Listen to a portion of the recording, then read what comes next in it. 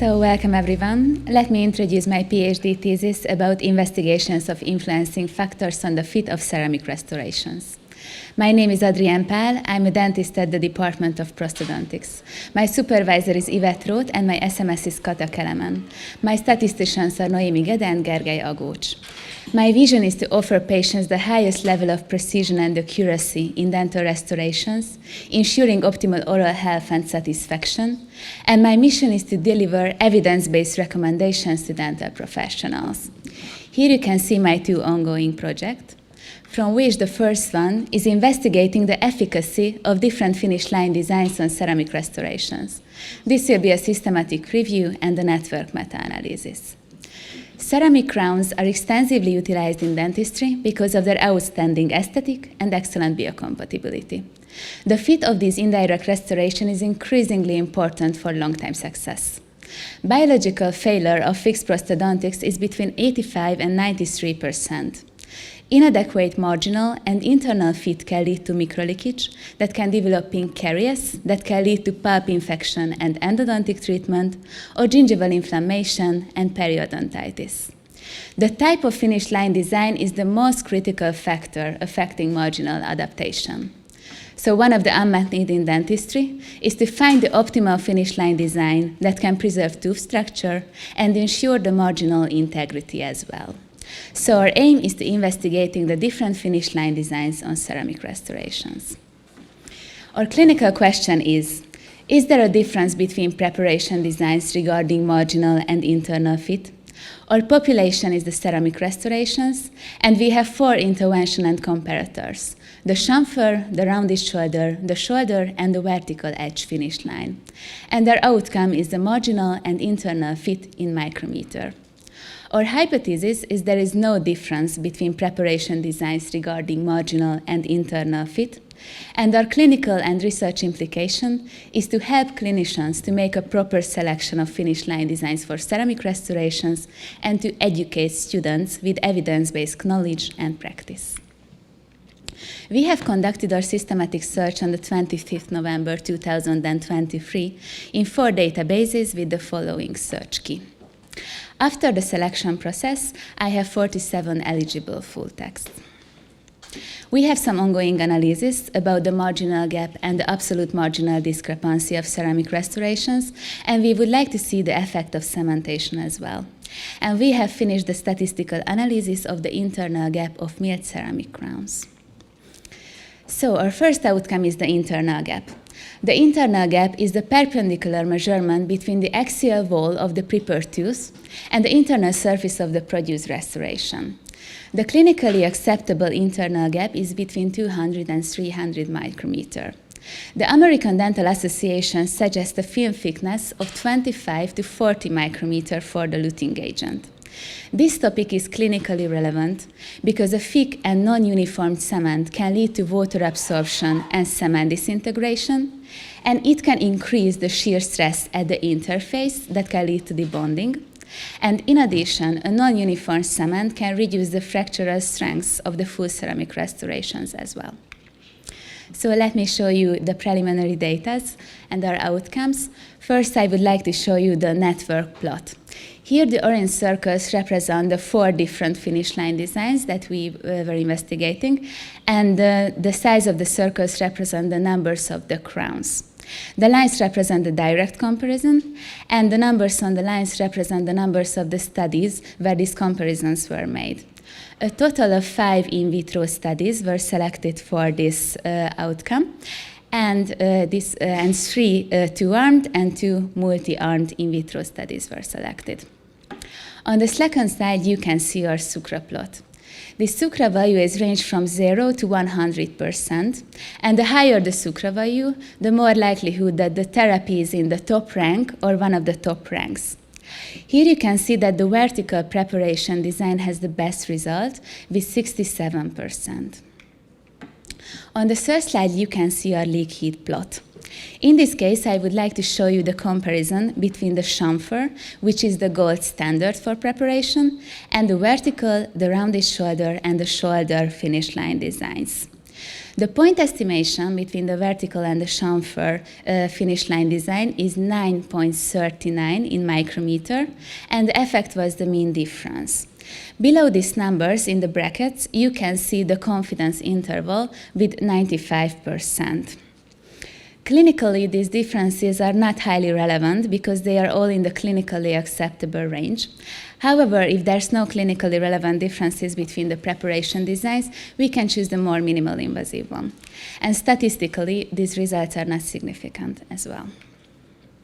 So let me show you the strengths and the limitations of this study.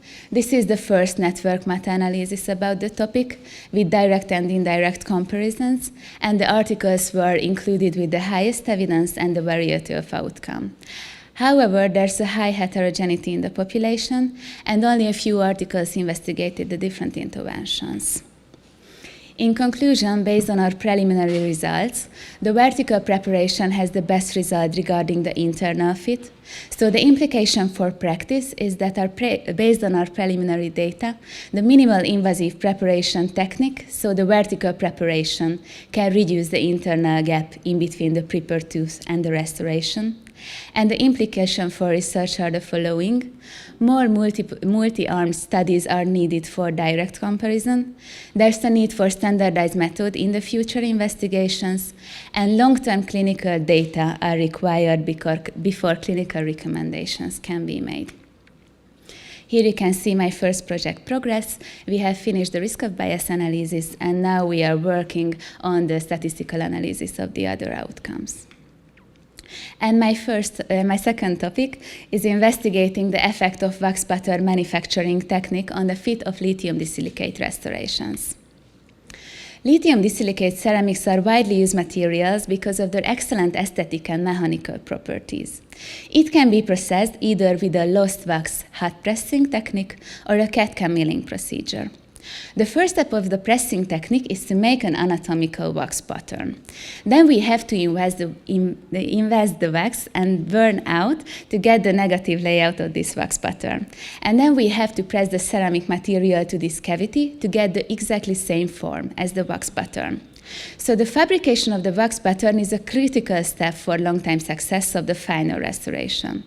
Conventionally, this wax pattern made manually by a dental technician. However, it has many human-related factors. But with the development of technology, there are different kinds of CAD/CAM manufacturing techniques to fabricate this wax pattern, for example, the milling or the 3D printing one. So we would like to know with which method we can achieve the best fit of the final restoration. So our aim is to investigating the different manufacturing techniques of wax pattern for ceramic restorations.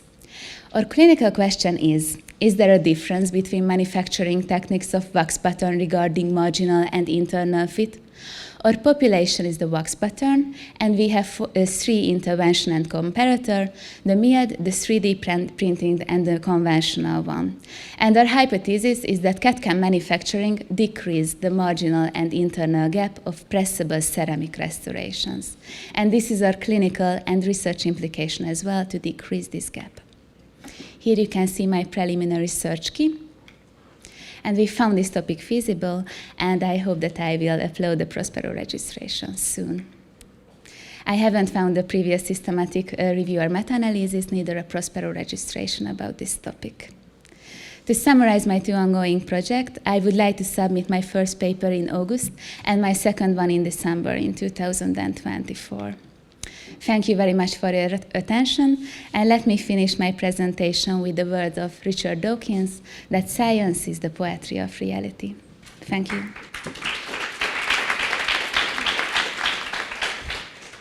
My question is that what do we know about the minimum number of points to measure the internal fit of these dental appliances?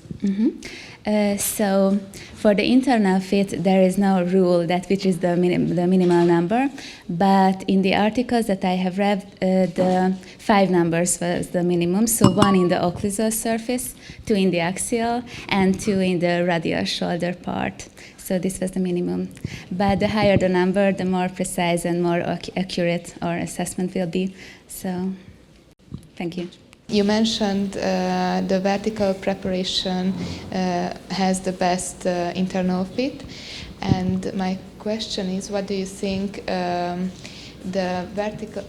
the vertical preparation have as good marginal fit as the horizontal preparation? Mm-hmm. Yes, we would like to see these results, but I think no, because in the horizontal preparations there are a nice margin for the dental technicians to make the restoration. So it's more visible for the dental technician and for us too. And it's easier to take an impression and we can see the margin there. So I don't think so, but we have to do the statistical analysis. Thank you. Thank you. Do you maybe know if the internal fit has an effect of the overall strength of the restoration maybe? Yes, so if the internal gap is, so if there's no big space in the internal gap, then the occlusive surface can distribute in the surface of the abutment.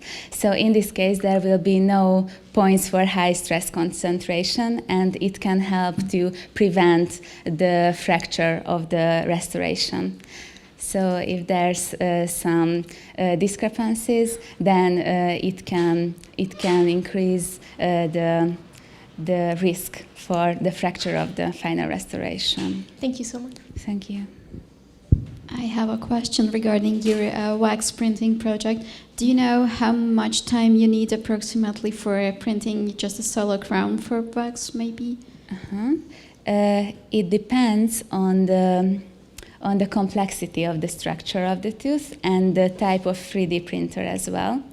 But for example, in our clinic, to print one crown, it's about 40 minutes, but maximum an hour. Okay, thank you. Thank you for your presentation. I have a question regarding your third project. You mentioned that on the university you teach the chamfer preparation. Yes. And what is the reason of it? Is it easier to develop for the students, or what is the reason? I think, yes, the horizontal preparations are easier for the students. They can see where is the border of the preparation, and yes, this is the most acceptable in the literature as well, but for a ceramic fused to metal restorations. So we would like to see in the full ceramic restorations as well. Thanks.